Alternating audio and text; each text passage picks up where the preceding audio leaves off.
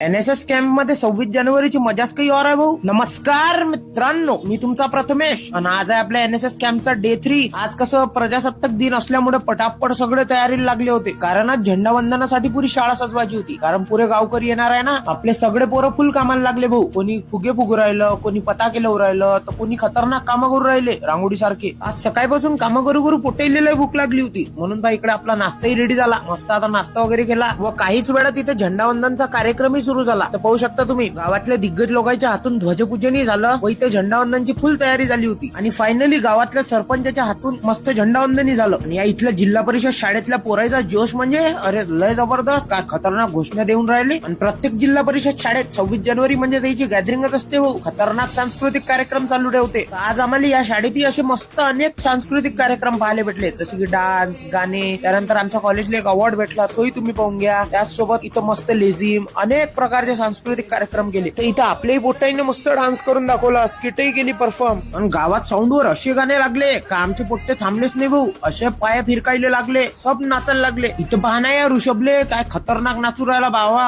असं वाटू राहिलं का बस झालं जातं याचं काम. सारेच लय जबरदस्त नाचत होते. आणि 26 जानेवारीत एवढेच कार्यक्रम नव्हते भाऊ, अजून लय कार्यक्रम झाले. ते मी तुम्हाला आता पुढच्या भागात दाखवतो. तोपर्यंत कसा वाटला कमेंट मध्ये सांगा. आवडला असेल तर लाईक करा, मित्रांसोबत शेअर करा. भेटू उद्या. तोपर्यंत जय महाराष्ट्र.